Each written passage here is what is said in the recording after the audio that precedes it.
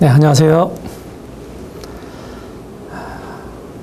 이번부터는 복음의 대서사시 로마서를 함께 나눠보도록 하겠습니다. 로마서 강의 첫 번째 시간입니다.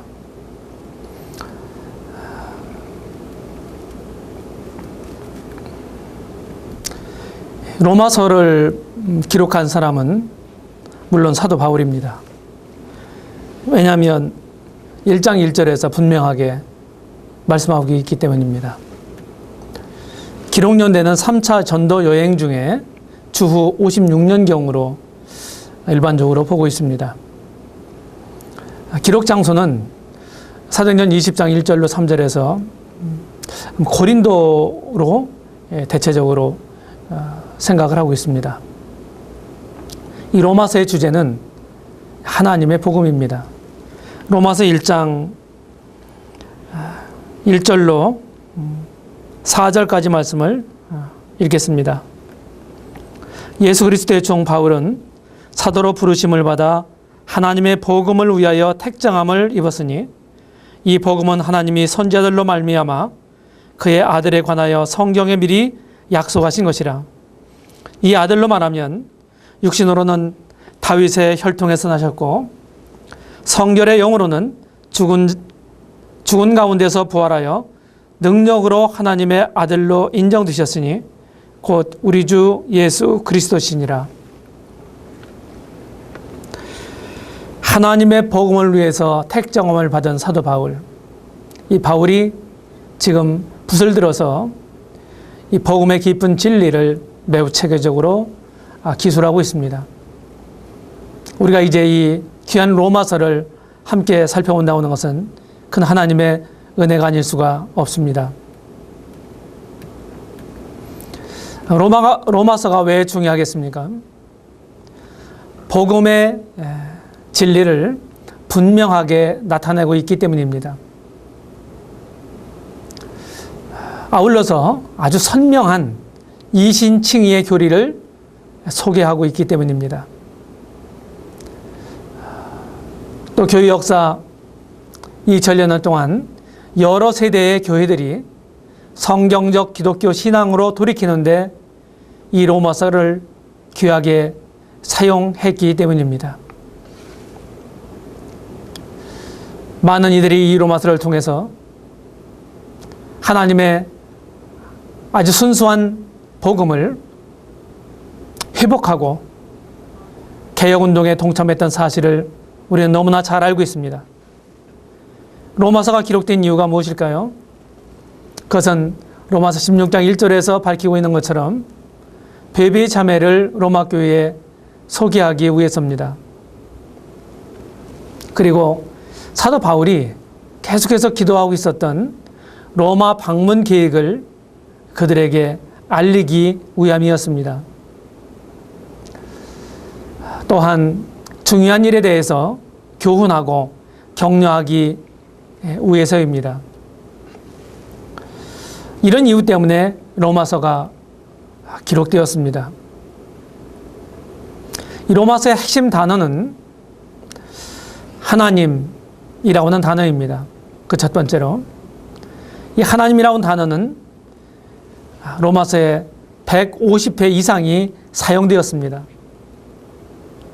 뿐만 아니라 믿음이라고 하는 단어가 60회 사용됐고 의라고 하는 단어가 55회, 예수라고 하는 단어가 38회, 복음이라는 단어가 30회, 은혜라고 하는 단어가 22회 사용되었습니다. 이처럼 6가지 단어가 아주 빈번하게 사용되고 있는 모습을 보게 됩니다. 우리 예전에 초등학교 국어 시간에 짧은 글을 지으라 하는 시간이 있었던 것이 생각이 납니다. 이 6가지 단어로 로마서의 주제적인 이런 짧은 글을 우리가 만든다고 한다면 이렇게 만들 수 있을 것입니다. 하나님이 그 아들 예수님을 통하여 완성하신 복음은 하나님의 은혜로 인하여 믿음으로 말미암아 죄인이 의롭다함을 얻는 기쁜 소식이다. 이렇게 제가 말을 만들어 보았습니다. 이것이 사실은 로마서에서 말하고 있는 핵심적인 말이라고 생각합니다. 그럼 로마서를 우리가 1장서부터 16장까지 있는데요. 이 16장까지 있는 로마서의 내용을 우리가 어떻게 구분하고 개요할 것인가. 사람들마다 다 다를 수 있고 그리고 학자들마다 다를 수가 있습니다. 대체적으로 저는 로마서가 복음을 말하고 있다고 하는 관점에서 이 복음이라고 하는 단어를 중심으로 분류해 보았습니다. 1장 1절부터 17절까지 복음의 정의, 그리고 1장 18절부터 3장 23절까지 복음의 필요, 3장 24절부터 5장 21절까지 복음의 본질, 그리고 6장 1절부터 8장 39절까지 복음과 성화, 9장 1절부터 11장 36절까지 복음과 선민, 12장 1절부터 15장 13절까지 복음과 생활, 그리고 15장 14절로 16장 27절 마지막 절까지는 이 복음의 결과, 이렇게 분류해 보았습니다. 이 시간에는 이제 1장 1절부터 17절까지에 있는 말씀을 통해서 함께 오늘 생각해 보겠습니다. 오늘 나누고자 하는 첫 번째 단락으로는 이 복음의 요약입니다. 1장 1절부터 7절까지 본문 이 단락을 통해서 이 사실을 생각해 보겠습니다. 여기 1절에 보게 되면은 바울의 정체성을 우리가 발견하게 됩니다. 사도 바울은 자신을 예수 그리스도의 종이라고 소개하고 있습니다. 여기 종이라고 하는 말은 보통 말이 아닙니다. 노예라고 하는 말입니다. 원래 성경 원어로는 헬라 말로는 둘로스라고 하는 낱말이라고 합니다. 예수 그리스도의 노예 바울은 이렇게 자신을 소개하고 있습니다. 노예라고 하는 말은 그렇게 달갑지 않은, 그리고 좋은 이미지가 아닌 그런 말입니다. 그러나 우리 주님을 믿은 이런 사람들에게는 놀라운 말입니다. 뿐만 아니라 바울은 자신을 사도라고 소개하고 있습니다. 사도로 부르심을 받았다. 사도로 부르시는 분은 우리 주님이십니다. 주님께 그 주권이 있었습니다. 주님의 공생애를 시작하시면서 밤이 맞도록 기도하시고 12사도를 제자를 부르셨습니다. 주님이 구속을 완성하시고 승천하신 다음에 이제 기독교의 열렬한 박해자였던 사울이라고 하는 이 바울이라고 하는 청년을 주님이 특별한 방법으로 구원하시고 그를 부르시는 것입니다. 그를 나중에 다른 성경에 보게 되면 이방인의 사도로 부르셨습니다. 왜냐하면 사도 바울이야말로 이방 세계에 주의 복음을 전할 아주 적임자였던 것입니다. 그는 먼저 정통적인 유대교의 아주 해박한 사람이었습니다. 그래서 살아계신 하나님, 여호와 하나님, 그 하나님에 대해서 너무나 잘 알고 있었던 사람이었습니다. 구약 성경에 아주 정통했던 사람입니다. 율법 교육을 철저하게 받았고, 그리고 하나님에 대해서 아주 열심히 있는 청년이었습니다. 뿐만 아니라 그는 유대 본토에서 태어나고 자란 것이 아니라 헬레니즘 문화권에서 태어나서 자랐고 교육받았습니다. 그래서 그는 당대의 국제 공용어였던 헬라어에도 능통했던 사람이었고 히브리어에도 능통했던 사람이었습니다. 그렇다고 한다면 헬라 문화를 이해하고 헬라어에 능통했던 이런 세계에 주의 복음을 들고 나아가서 전하는 이런 사람의 적임자임에 틀림없습니다. 주께서 이런 것들을 아시고 그를 사도로 부르셨던 것입니다. 뿐만 아니라 자신을 하나님의 복음을 위하여 택정함을 입었다고 소개하고 있습니다. 복음을 위한 사명자. 바울 자신을 이렇게 떳떳하게 소개하고 있습니다. 왜냐하면 그는 이런 사명을 분명히 받았을 뿐만 아니라 자신이 이 복음과 주의 교회를 위해서 그의 일생을 바치고 있었기 때문입니다. 한 점 의혹이나 부끄러움 없이 자신을 하나님의 복음을 위하여 택정함을 입었다고 분명하게 말했습니다. 하나님의 일꾼은 여기로부터 출발하는 것입니다. 분명한 소명감, 분명한 사명을 가지고 있는 사람이어야 합니다. 뿐만 아니라 우리는 2절로 3절을 통해서 복음의 정체성을 생각해 볼 수가 있습니다. 이 복음은 하나님이 약속해 주신 것입니다.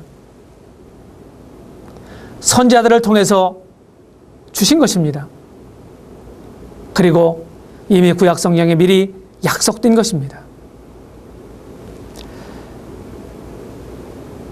여기 2절 하반절에 보게 되면 그 아들에 관한 것입니다.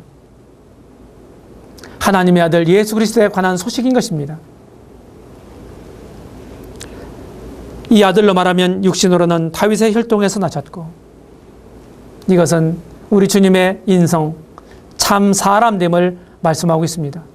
다윗의 가문에서 예언된 대로 출생하셨습니다. 뿐만 아니라 4절에 보게 되면 성결의 영으로는 죽은 가운데서 부활하여 능력으로 하나님의 아들로 인정되셨다. 이렇게 말하고 있습니다. 우리 주님의 신성에 대한 부분이죠. 우리 주님은 참 하나님이십니다. 그래서 우리 주님은 참된 사람의 아들 인자일 뿐만 아니라 하나님의 아들 성자이십니다. 분명하게 죽었다가 다시 부활하심으로써 하나님의 아들로 인정되셨다고 말씀하고 있습니다. 그 다음에 우리는 5절로 7절에서 성도의 정체성을 발견하게 됩니다. 성도란 누구일까요? 여기 5절에 보게 되면 그로 말미암아 우리가 은혜와 사도의 직분을 받아 그 이름을 위하여 모든 이방인 중에서 믿어 순종케 하나니. 이 말은 다른 말로 예수 그리스도를 위해 사는 사람입니다. 그 이름을 위하여. 주님을 믿고 거듭난 사람은 예수 그리스도를 위해서, 그 주님을 위해서 사는 사람입니다.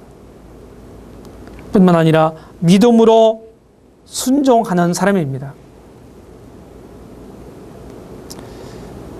주님을 믿고 구원받았다고는 말은 지적인 이해와 인정뿐만 아니라 그의 삶 속에서 전적으로 그분의 주권을 인정하고 그분께 순종하는 사람입니다. 6절에 보게 되면 성도는 예수 그리스도의 부름을 받은 사람입니다. 너희도 그들 중에서 예수 그리스도의 것으로 부르심을 입은 자니라고 말씀하고 있습니다. 예수 그리스도의 부름을 받은 사람. 이 사람이 믿는 사람입니다. 그리고 하나님의 사랑하심을 입은 사람입니다. 7절에 보게 되면 로마에서 하나님의 사랑하심을 입고 이렇게 말씀합니다. 하나님의 사랑하심을 받은 사람, 입은 사람. 하나님의 사랑은 모든 사람들에게 내려집니다. 그런데 그 사랑을 깨닫고 감사하는 사람은 그리 흔하지 않습니다. 그 사랑을 우리는 이 로마서에서 소개하고 있는 복음을 통해서 알게 되었고, 깨닫게 되었고, 그리고 믿게 되었고, 감사하게 되었습니다. 여기 그리고 성도로 부르심을 입은 모든 자라고 하는 말이 나옵니다.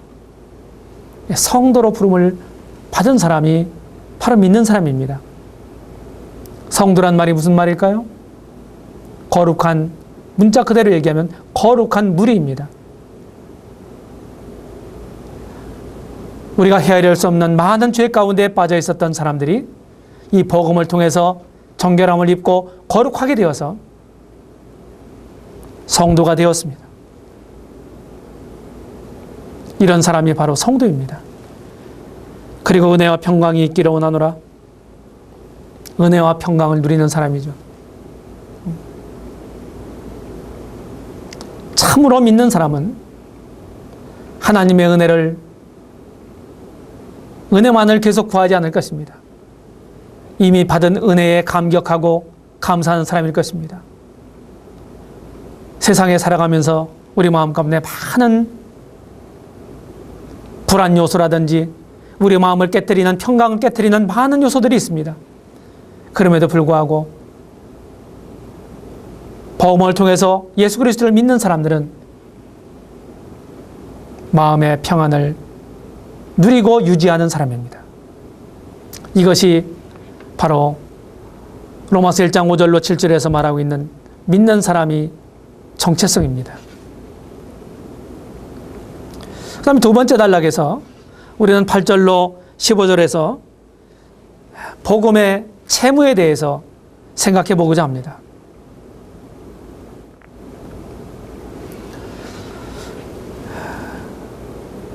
먼저 8절부터 13절까지 보게 되면은 우리 믿는 사람들은 복음을 이미 받은 사람들입니다. 복음을 깨달은 사람입니다. 이 복음을 이제 받은 사람으로서 다른 사람들에게 전해줄 책임을 가지고 있습니다. 이런 의미에서 우리는 복음의 채무자입니다. 채무는 반드시 갚아야 합니다. 복음의 채무는 복음으로서만, 복음을 전함으로써만 갚을 수 있습니다. 바울은 복음이 전파됨으로 감사하고 있습니다. 너희 모든 사람을 인하여 내 하나님께 감사함은 너희 믿음이 온 세상에 전파함이라. 10절부터 13절까지 보게 되면 바울은 계속해서 로마에 있는 우리 형제 자매님들을 보기를 원했습니다. 내가 너희 보기를 심히 원하는 것은 이렇게 말하고 있습니다. 내가 여러 번 너에게 가고자 하는 것을 너희가 모르기를 원치 않는다. 이렇게 말하고 있는 것입니다. 왜 이랬을까요? 당대의 세계의 중심 무대였던 이 로마라고 하는 도시에 가서 하나님의 복음을 마음껏 외치기를 바울 사도는 원했을 것입니다. 그와 같은 비전이, 꿈이, 포부가 그의 마음을 주장하고 있었을 것입니다. 바울은 복음의 지경이 계속해서 넓혀지기를 기도했던 것입니다. 바울은 복음의 사명자였습니다. 이 바울처럼 복음을 믿는 우리들도 복음의 사명자로서의 마음가짐을 새롭게 해야 합니다. 14절로 15절에서 헬라인이나 야만이나 지혜 있는 자나 어리석은 자에게 다 내가 빚진 자라. 그러므로 나는 할 수 있는 대로 로마에 있는 너에게도 복음 전하기를 원하노라.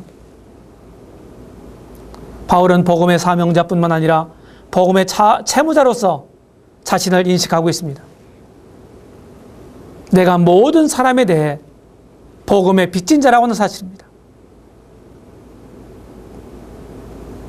이 얼마나 놀라운 마음가짐입니까? 우리가 주님을 믿고 복음을 가지고 있는 사람들로서 이런 생각을 늘 가지고 있습니까? 바울은 모든 사람들에 대해서 복음의 채무자라는 사실을 늘 인식하며 살았던 것입니다. 그래서 그는 주어진 모든 환경에서 때마다 일마다 입을 벌려 주의 복음을 전하는 일을 게을리하지 않았고 담대하게 주의 복음을 전했던 것입니다. 가능한 한 모든 사람들에게 이 복음을 전하기를 원하는 사람이었습니다. 이것이 사도 바울에게 뿐이겠습니까? 바울에게만 이와 같은 마음을 가져야 하겠습니까? 오늘날 이 시대에 살고 있는 복음을 깨달은 그리고 복음을 가지고 있는 이런 우리들이 이 바울의 심정을 가져야 마땅한 것입니다. 우리는 복음을 열심히 전해야 합니다. 빚진 사람이 빚을 갚을 생각도 하지 않고 태연하게 그냥 자기가 잘 먹고 잘 살고 호의호식하는 이런 사람이라면 뭔가 정신적으로 문제가 있는 사람일 것입니다.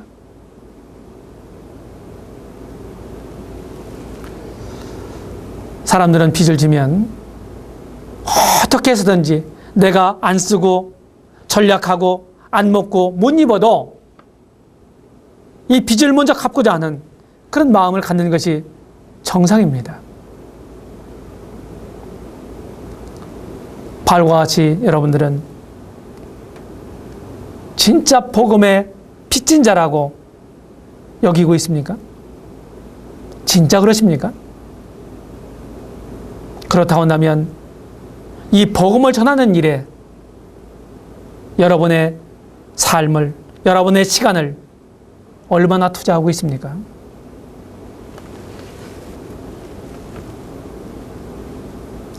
우리는 세 번째 이제 단락에서 16절로 18절에 보게 되면은 이 복음의 핵심적인 세 가지 용어를 우리가 발견하게 됩니다.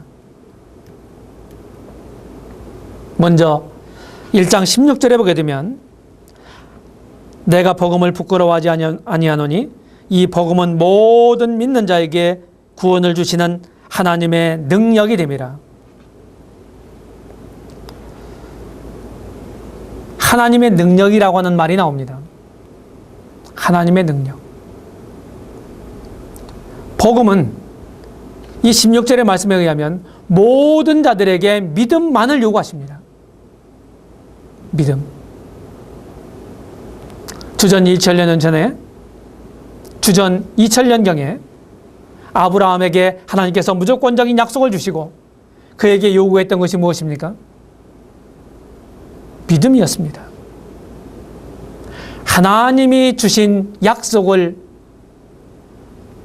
내 마음에 받아들여서 믿는다고 하는 것은 그것은 곧 그분을 신뢰하고 그분을 받아들인다고 하는 얘기입니다. 아브라함은 창세기 15장 6절에 보게 되면 하나님께로부터 그의 믿음을 의로 여기심을 받았습니다. 복음은 모든 믿는 사람들을 구원하시는 하나님의 능력, 하나님의 파워입니다. 이제 앞으로 시간을 통해서 점점 우리가 왜 믿어야 하는가, 그 이유에 대해서 4시간에 걸쳐서 말씀을 드리려 하는데, 우리가 할 수 없는 죄인입니다. 우리의 노력과 우리의 수고와 우리의 행위와 우리의 힘으로는 그 죄의 문제를 결코 해결할 수가 없습니다. 평생 동안 우리가 여기에 몰입하고 전적으로 여기에 다 우리 삶을 투자한다 할지라도 우리는 죄의 문제를 스스로 해결할 수 없는 존재들입니다. 그런데 이 복음을 믿는 모든 사람은 예외 없이 하나님이 그를 구원하시는 하나님의 능력이 된다는 것입니다. 복음은 이처럼 능력이 있습니다. 파워가 있습니다. 복음 안에 하나님의 능력이 들어있는 것입니다.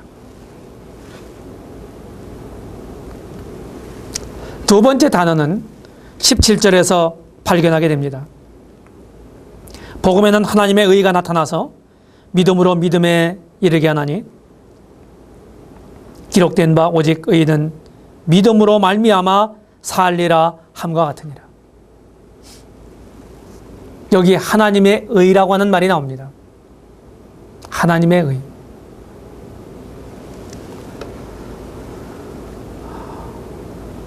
로마서 10장 2절 3절에 보게 되면 유대인들에 관한, 이스라엘에 관한 기록이 있습니다. 저희가 하나님께 열심히 있지만 지식을 좇은 것이 아니라 하나님의 의를 모르고 자기의 의를 힘써 세우려고 하나님의 의를 복종치 아니하였느니라. 여기 보게 되면 하나님의 의가 있고 자기 의가 있습니다. 자기 의는 무엇일까요? 내 노력과 내 수고와 내 행위로 하나님 앞에 죄를 없애고 무죄 선고를 받는, 하나님께 내 노력으로 합격을 받으려고 하는, 죄의 문제를 해결하려고 하는, 그것을 자기 의라고 표현합니다. 그래서 자기 의는 자기의 행위와 관련이 있습니다. 반면에 하나님의 의가 있습니다. 여기 하나님의 의. 하나님의 의는 하나님의 계시를 통해서 복음에 나타나 있습니다. 이 하나님의 의는 행위가 아니라 믿음을 통해서만 소유할 수 있습니다. 참된 믿음은 믿음으로 믿음에 이르게 합니다. 다시 말하면 믿음에 근거하여 믿음으로 전달된다는 뜻입니다.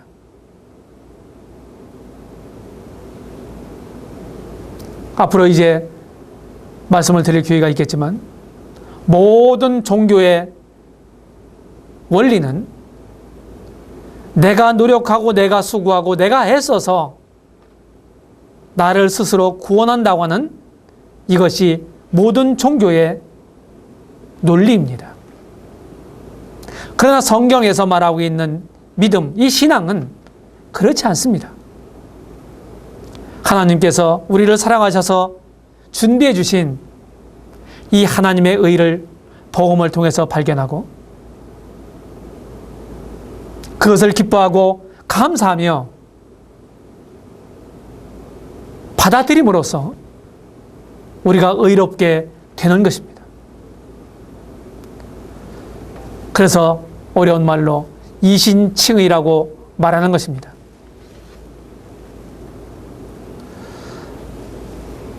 다음에 세 번째 어구가 10장 18절에 있습니다. 하나님의 진노가 불의로 진리를 막는 사람들의 모든 경건지하음과 불의에 대하여 하늘로조차 나타나나니, 이렇게 되어 있습니다. 여기 하나님의 진노라고 하는 말이 있습니다. 하나님의 진노. 누구에게 하나님의 진노가 나타납니까? 불경건한 자와 불의한 자들에게 임하는 진노입니다. 저 하늘로부터 내려오는 하나님의 진노입니다. 모든 죄인들이 피하지 못할 필연의 진노라고 하는 것입니다.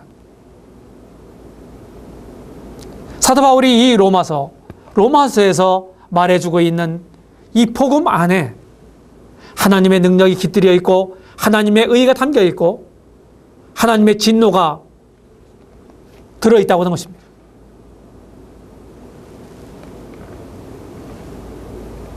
하나님의 진노.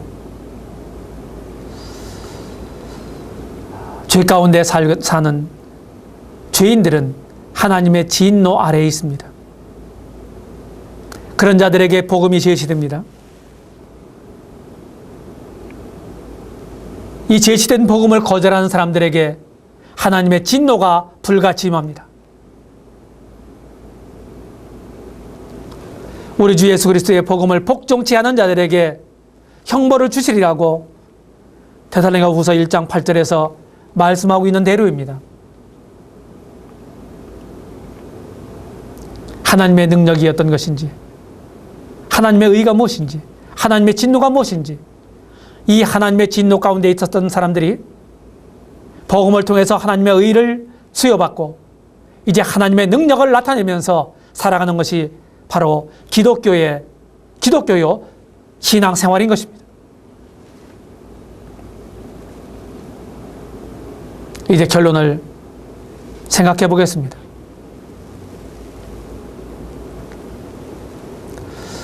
나는 하나님이 주신 복음의 사명을 가지고 복음의 빚진 자로서 책임을 다해야 합니다. 그렇지 않으면 사람들은 멸망할 수밖에 없을 것입니다. 나는 이 영혼에 대한 책임을 느끼고 있습니까? 나는 이 복음을 성실하게 전하고 있습니까? 여러분, 지난 1년 동안 몇 명을 주님께로 인도하셨습니까? 몇 명에게 주님의 복음을 전했습니까? 저는 이 말씀을 통해서 여러분들에게 도전을 드리고 싶습니다. 내가 먼저 믿은 분들에 의해서 복음을 소개받고 내가 믿고 이렇게 구원함에 이르렀다고 한다면 나는 또 다른 사람들에게 나아가서 이 복음을 전해야 될 책임이 있습니다. 이 책임을 잘 이행하시는 저와 여러분들이 되시기를 바라는 것입니다. 결론 두 번째로, 나는 복음을 선명하게 알고 전해야 합니다. 그렇지 않으면 죽은 기독교를 전하게 됩니다. 우리가 가지고 있는 교회 역사 2000년을 한번 보십시오.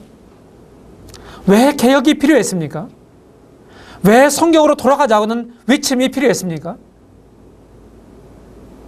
여전히 믿는다는 명분을 가지고 있고 성경을 가지고 있었지만은 성경에서 말하고 있는 그 핵심이 성경에서 벗어나 있었기 때문입니다. 우리는 많은 개혁자들에게 빚을 지고 있습니다. 그들이 참으로 자신들의 생명을 걸고 하나님 말씀을 타협하지 않고 지키고 외쳤기 때문에 우리가 이 복음을, 성경에서 나타나는 이 복음을 우리들에게까지 지금 전수된 것입니다. 얼마든지 형식은 갖추고 있어도 알맹이는 사라져버린 그런 것이 될 수가 있습니다.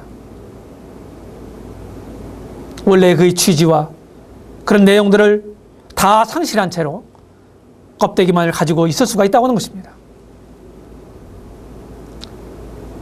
우리 기독교 신앙의 교본인 성경을 가지고 계속해서 우리가 전하고 우리가 믿고 우리가 행하는 바를 검증하지 않으면 우리도 그렇게 될 수 있다고 하는 것입니다. 내가 믿는 복음의 내용은 무엇입니까?